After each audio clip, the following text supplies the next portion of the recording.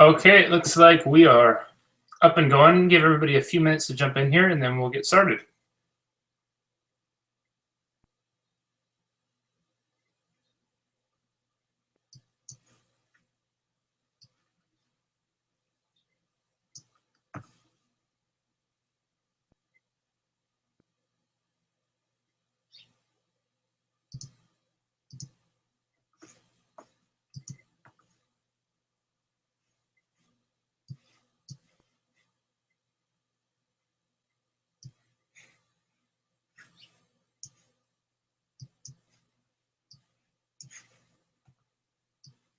Looks like there's a bit of a delay.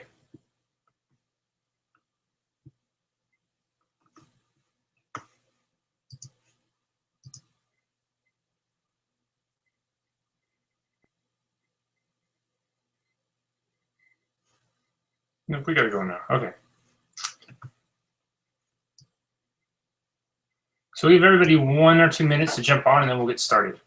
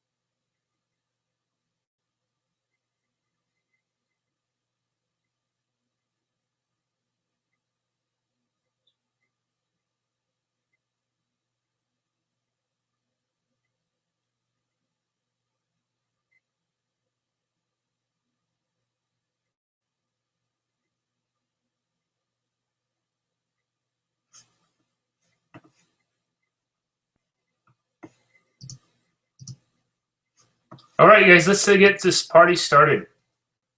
I think we got enough. We have enough going. So what we'll talk about today is how we do it. If you haven't been here before, is I will typically talk for 15, 20, 25 minutes or so, and then we will do a Q&A afterwards. And the Q&A, you can ask anything about what we talked about. If you have something else you want to talk about, you can put that in the question as well too. We're usually pretty open with it. So with that being said, how to get stuck out of a rut, what we're going to talk about today. And why is that important? Well, who here hasn't been in a rut at least at some point or some time in their life, right? Who here hasn't ever felt that just kind of things start to lag, or there's a lull, or whatever kind of adjective we want to describe it as? I think it's something where if we don't get in a rut from time to time, we often don't really appreciate how great it is when we're not in those ruts. So why we're going to talk about that is because it's inevitably something that most likely we all face, or we have faced, or we know someone who's facing it. And it's something that we all may or may not face again, or stand the potential to face. And so if you know how to get out of it, it's going to make a lot of sense, right? That you might not find yourself in them as often as you once might have. Or if you do find yourself in it, it won't be nearly as debilitating or life-altering as it might have been in the past. Okay? So what is this? What do we do? What do we do when we get out of a rut? The first thing I think you have to do to get out of a rut is you have to assess and accept what's going on. You have to assess and accept why you're there. See, oftentimes, and the assessment's really important because oftentimes when we find ourselves in a rut, we're not really gathering what brought us here. We start to overly generalize things. Well, everything's this, or all this is that. I can't do anything right. And that's not the case at all. There's usually 1 or 2 specific key things that have happened, or that how we've interpreted have happened, and that's what's led to us being in the rut. it's not everything, it's not everyone. Everyone hates me. Well, that's not true. You probably pissed somebody off, maybe, and they got upset with you, but it's not everyone. So you really have to give yourself an honest being the key word, assessment of what's led you to being in the rut. If you're lying to yourself, how are you going to get out? Right? If we're lying to ourselves and we're already implying that it's so helpless, there's nowhere to go, how in the heck are we going to get out? So a really honest assessment of what brought you there is crucial, because you want to understand what was the cause of it. Once you do that, there has to be some sort of acceptance about what has happened. Okay, we can sit there and lament all we want about, oh, I wish I could change this, I wish I could change back, if only I could do this, if only I could go back and do that. Guess what? Time travel is not available yet, at least as far as I know. Now, if somebody knows about it, please share. And what that means is that we can't go back and change what was. All we can do is learn from it and make what is to come that much better. So accepting what's happened, you may not like it, you may not be a fan of it, but you have to accept it to some point. I will get on these, every now and then I'll find myself where I'll have maybe a couple days in a row where I'm not eating the most healthy. And gosh, I feel like hell afterwards. And there's a part of me, at first there'll be a moment where I feel down, I feel bummed out. I just feel so blah. And then I start to think, oh, I shouldn't have done that. I wish I would have ate that. I wish I would have had those extra bites. If only I would have ate my French fries one at a time instead of a fistful at a time. And I realized then that's not getting me anywhere. Nothing is changing by me sitting there going on about the things that I just had to turn my fan on, sorry. Nothing's changing at all with me just going on and on about what I wish I would have done. I've already done it. So I have to accept what I've done, and then I can start to do something about it. Okay, if I'm not accepting it, if I'm sitting all the time just going if I would have this, if I would have that, oh, I wish this, I would have showed that. Guess what I'm doing? The clock is ticking by, right? The clock tick, tick, tick, tick. Time's passing and I'm still right where I was. That's a rut. I'm still right where I was. I haven't done anything yet differently to change it. And part of the challenge with doing that, with doing the changing, is because I still haven't accepted what I've done, right? It's happened. It's done. It's over with. I need to accept that. And now what I can do is resolve and make some changes going forward so I can improve upon that. To do that, you have to find a motivator. You have to find a motivator. And what's really important is this. The motivator to go and do those things must be greater than the motivation you have to stay in the rut. Okay, let me say that again. The motivator to go do those things must be greater than the motivation you have to stay in the rut. And now I know you think, oh, Jesse, what are you talking about? How can you be motivated to be in a rut? I'm in a rut. That's why I don't want to be here. I beg to differ. If you're staying in a place where you know you don't want to be, it requires a tremendous amount of motivation to stay there. Think about it. When you're highly motivated, right? A lot of times when we look at motivation, when you're highly motivated, you can do anything. You're going to get any job done. You're going to accomplish any goal. Guess what? Motivation cross-pollinates to the things we don't think we want. So we would not be able to stay in a rut if we weren't highly motivated to stay in the rut. You're staying in the rut because you're so highly motivated to be there. Think about it. You have to be able to pull in all these resources to justify it, right? Think about the excuses it takes, the reasons, the justifications of why you have to be there, right? Sometimes you got to dig really deep. I mean, has anybody ever gone really far-reaching when they found a rut? Like, you're stuck in a rut because the Beatles broke up however many years ago, and when the Beatles broke up, it caused this rift in the space-time continuum, and the flux capacitors weren't putting out 1.5 gigawatts in Back to the Future or whatever it was, and now I can't get unstuck. I can't get out of my rut. You guys get that? So that's what I mean by far-reaching. Sometimes we go to these extremes to justify why we're in our rut, and that comes from motivation.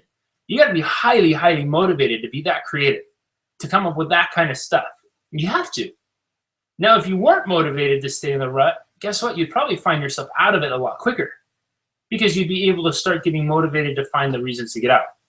So when I say that you have to find a motivator, and it has to be greater than the motivation to stay in the rut, I mean that very literally, because there's motivation going on to stay where you are.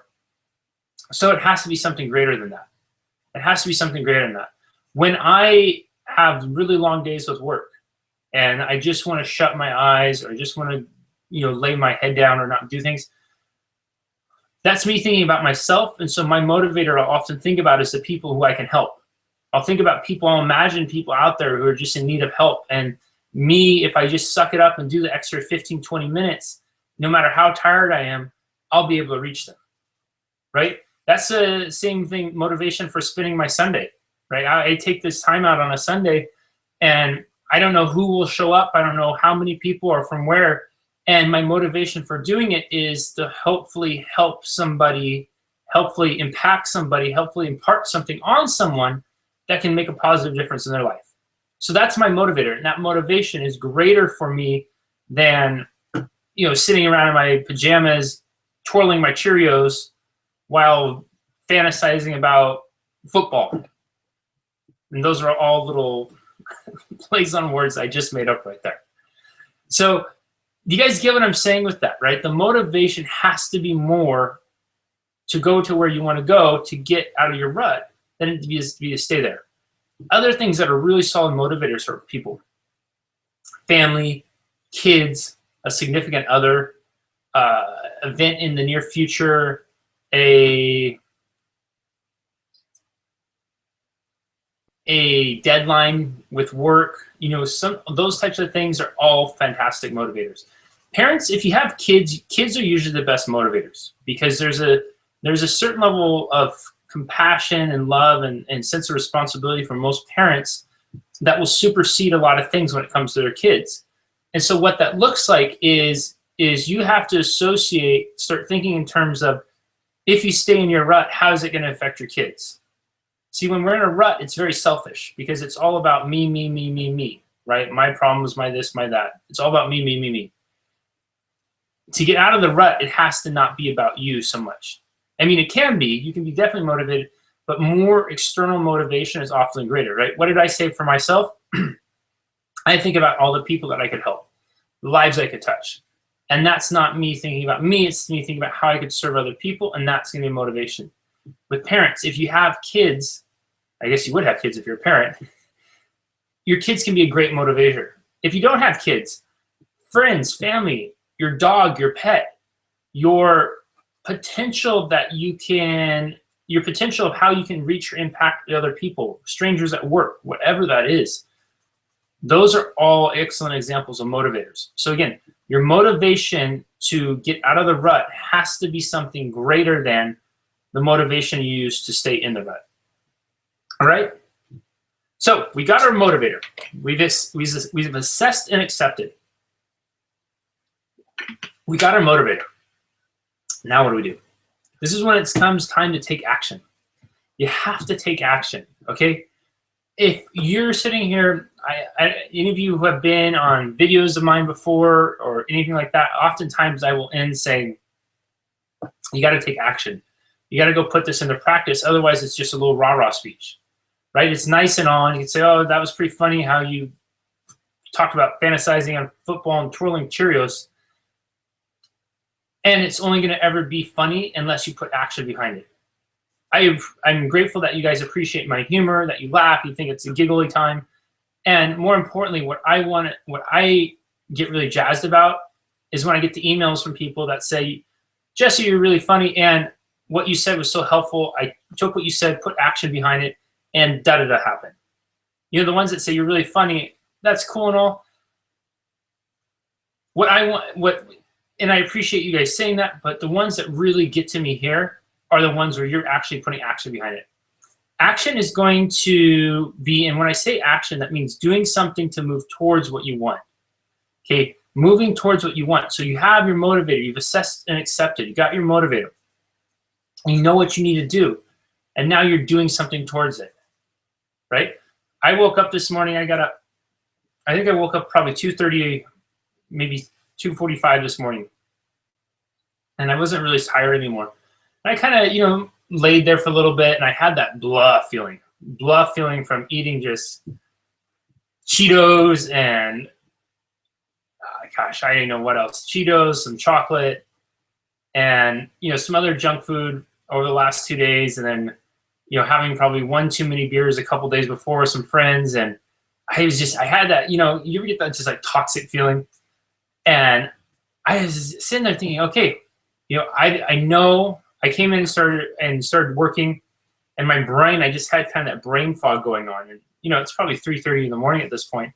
I kind of putted around with stuff, and then I realized, I said, okay, I'm not working at the rate I wanted. I'm not being productive at the level I know I can be. What do I need to do to get out of this fog? And I knew I needed to go and exercise. So I head down to the gym, 4:45, 5 a.m. I head down to the gym. And that was the action I took. I realized what I need to do. Okay, I assessed and accepted what had happened. I did it. I can't go back and change it. And now I need a motivator. Well, I want to make sure I deliver really good content for everybody in the chat today. I want to make sure I do some, I have some really important emails to send out. I have some other things I want to get done. I need to work on a PowerPoint presentation, and I want to be really sharp and really focused on that. And I want to be efficient with that, because then this afternoon, I want to enjoy SummerSlam, which is professional wrestling, the SummerSlam event with some of my friends. So I have a bunch of motivators. The action I needed to take to kickstart all that was to go down and start exercising. Just give myself a place to just kind of meditate, sweat out some toxins, clear my mind. And it was awesome. After that, I went and watched the sunrise down at the ocean, and it was completely renewing, completely rejuvenating. And I came back feeling like a completely different person. Okay, so the motivator is great, and you need to have action to support the motivation. Action is going to be key. Nothing is going to change if you sit around with your thumb up your butt going, wow, I wish things would change. Okay, you got to pull the thumb out, wash your hands first because we want to be hygienic, and then you got to go moving towards what you want. You got to move towards what you want.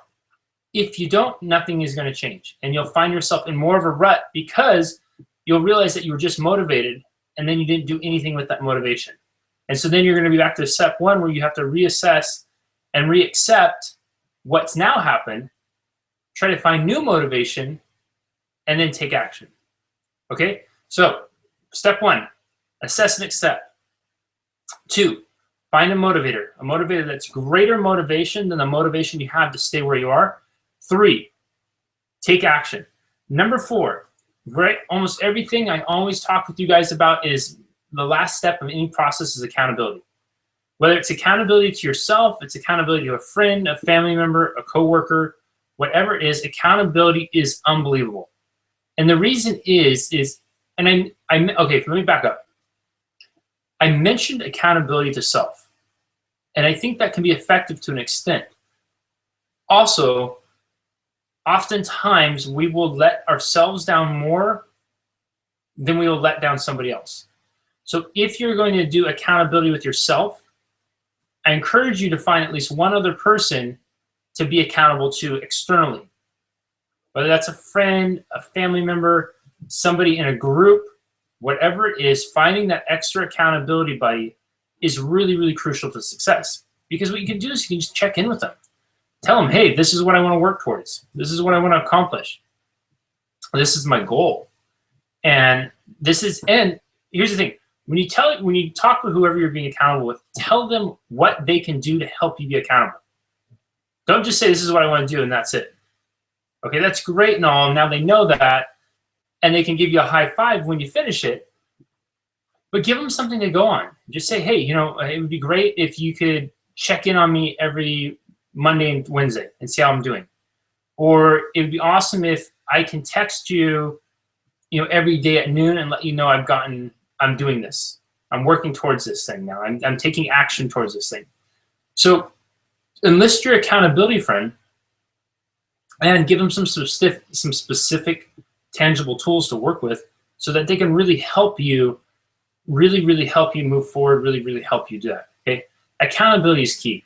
If you need something more than that, right? If your goal is something maybe outside the realm of your expertise or your friends or family or what you're motivated to work towards, you get somebody who's a professional out there, right? Get somebody who's a professional. If your sink stops up, right, and the water's been sitting in there for 3 days when the garbage disposal, and I don't know if anybody's ever had that happen.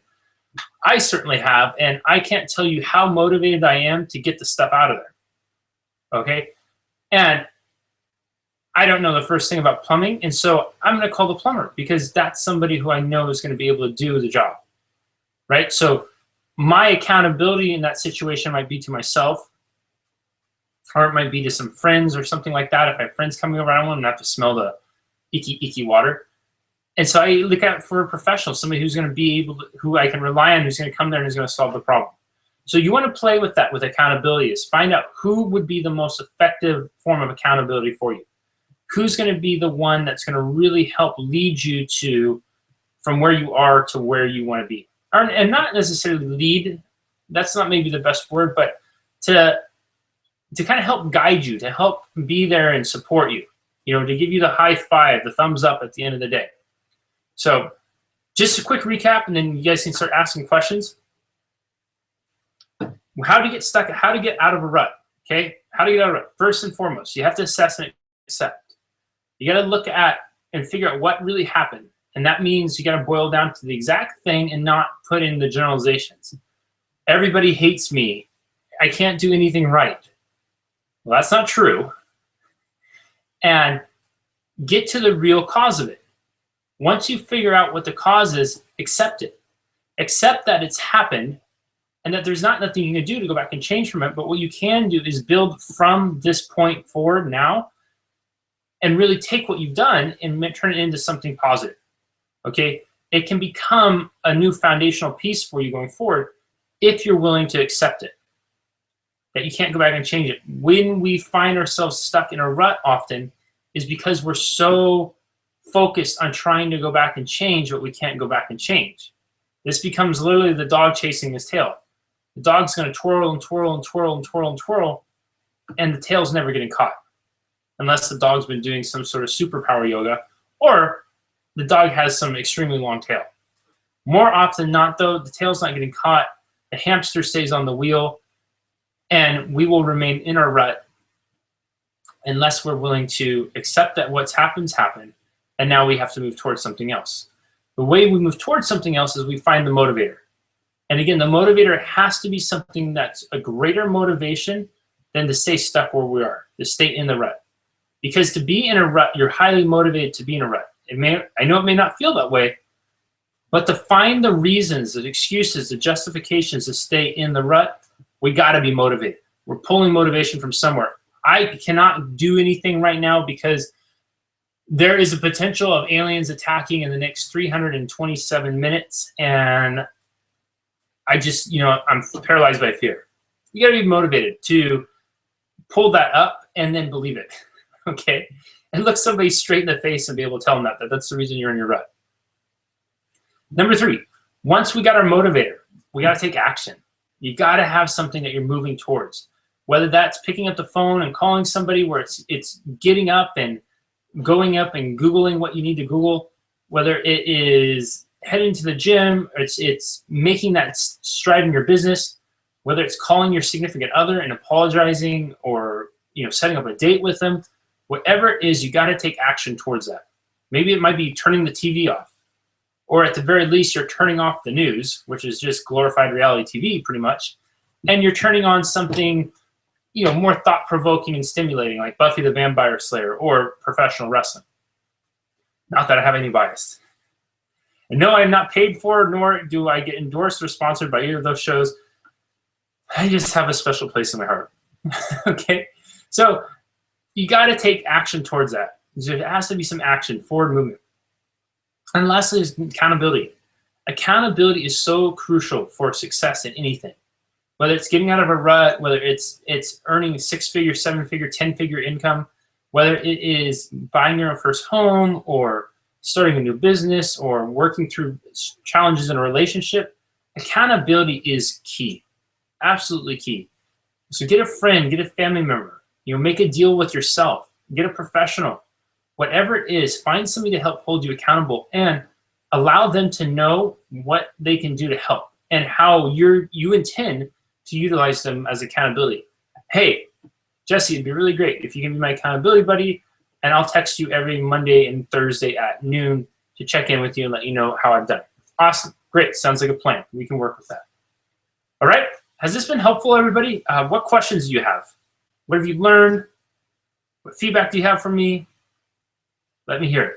And I know there's a little bit of a delay right now, so I'm going to take a sip of water while you guys start typing.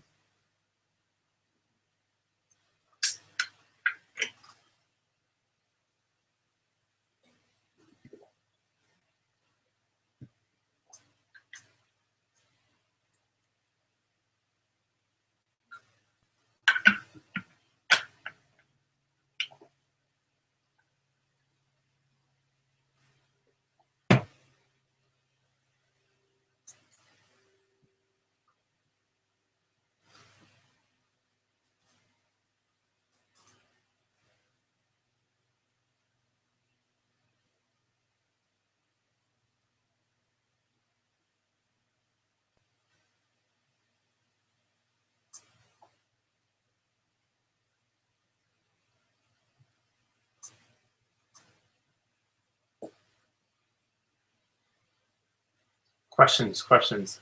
This is always that in-between time in the chat when I'm waiting for the delay to catch up to everyone. What questions do you have?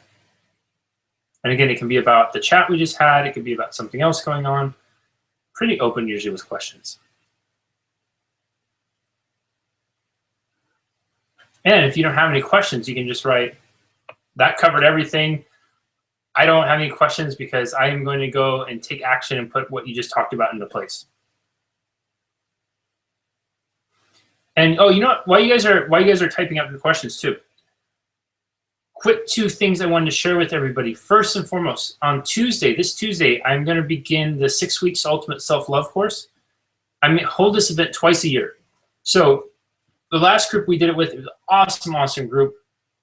We had some amazing breakthroughs. And I mean, just, gosh, there was one session in particular I remember. But keep in mind, this is online. So I'm hosting it. Everybody's behind their computers or their phones or whatever. And we're typing and everybody can see me and hear me. And then I'm reading questions. And there was one point where, gosh, I was crying. The whole group was crying, all really happy tears because it was such a powerful experience. So there's a few spots still open. Anybody's at a place where they really want to just be able to like and love the person they see in the mirror, this is a phenomenal course. Again, it's online, so you can do it from anywhere in the world. If you can't make the live event on the days, it's recorded. You'll get the recording within 24 hours. You'll have access to the Facebook group and everything else. And speaking of other events, it is about 6 weeks away from Unlock Your Greatness. This will be my first live event that I will be hosting in Santa Barbara. It is going to be awesome. The PowerPoint I need to finish up today is just kind of finalizing the PowerPoint or at least the content portion of it for Unlock Your Greatness. And you guys, it's going to be so cool. I can't wait to do that. It's going to be all day Fridays, October 9th, or is it October? Whatever Friday is, Friday, October 9th, Saturday, October 10th, or it might be, yeah, I think it's the 9th and 10th. It's the 8th and 9th, 9th and 10th. I can't remember the Friday, Saturday. Barbara, and I think as of now, there's people from 8 different countries, I think 20 different states coming, so it's pretty exciting. There's quite a few people making the pilgrimage to Southern California, and it's usually October is some of our best weather too. And it's just going to be a wonderful time. So who is a good candidate for Unlock Your Greatness? Anybody who wants to learn about themselves more, understand why you do what you do. Anybody who wants to improve their relationship or try to be in a relationship and learn better communication skills. Anybody who wants to work and wants to be a better interaction with the people they work with, wants to be a more effective communicator, wants to have some tangible skills that they can walk away with and use to earn more money. Anybody who wants to have a greater level of self-esteem. Anybody who wants to have more self-confidence, and anybody who has emotional baggage that they've been carrying around that they want to finally shuck and get rid of once and for all, you would be a great candidate to come for Unlock Your Greatness. And to sign up for that, you can just go to my website, or you can send me an email. And with self-love as well, go to there's a post on Facebook, send me an email about the self-love, and I'll send you the link for it. Unlock Your Greatness, you just go to my website, which is jessebrisendine.com, and there'll be a thing right there. All right, there's some questions popped up, so let me hop over here. I love this topic. It was what I need to hear, and I feel like I have tools to move forward for my rut. I really need to hear that the motivator can be both negative or staying in the rut. Awesome. I'm glad that connected with you. But also know that I'm choosing that I can also change the motivator to the right and positive motivator to move out of my rut. So I'm glad that connected with you. There's times where I'll talk to people about motivation, both positive and negative, and people will say, oh, you can't say I'm motivated to be here. You can't say I'm motivated to be here. I'm motivated to be stuck here. And you think I'd really want to be like this? Well, yeah, I don't think you necessarily want to be like this, but I do think that you've been motivated, maybe not the way you think of motivation, to be there. And we have to be. I mean, you think about how motivated, how much resources we have to pull in to stay in a place that we don't necessarily want to be, right? Nobody really wants to be in a rut, at least they say they don't, but we find motivation to be there, right? If I wouldn't have gone to the gym and worked through my morning fog, guess what? I would have been motivated to not do that. I would have had to have all the things adjusted. Like, oh, I really feel tired, and it's still so dark out, and I don't want to have to go down there, and what if there's a mutant rat outside, and right? That's motivation, because I'm finding all the things I need to justify why I wouldn't do what I knew I needed to do. Okay, so I'm glad that really connected with you. Well, it works. Okay. Anything else, you guys? What are the questions you have? Are we good?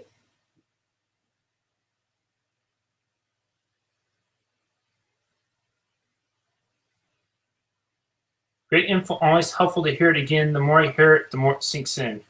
Off to the gym to put the rut into action. Awesome. Perfect. There's action taking right there. So I'm so happy and thank you for sharing that. Again, you guys, none of what I say matters unless there's action behind it. Okay, it just doesn't. You guys, hearing it is so important, and the more you hear it, the more it's going to make sense and sink in, and it's going to sink in and be more effective even faster if you put action behind it. You gotta put things in. You have to put things into action. Put it into work. You gotta just. Otherwise, if you sit on it and you say, oh, yeah, that's cool, blah, blah, blah, and then the next thing you know, you're on YouTube watching cat videos. And those can be funny and cute at times, but if they're what's keeping you in your rut, it's probably not the best thing to watch. All right? It looks like we are good for questions and stuff. So I'll let you guys go and enjoy the rest of your Sunday. Thank you, everybody, for spending the time with me today. I really appreciate it.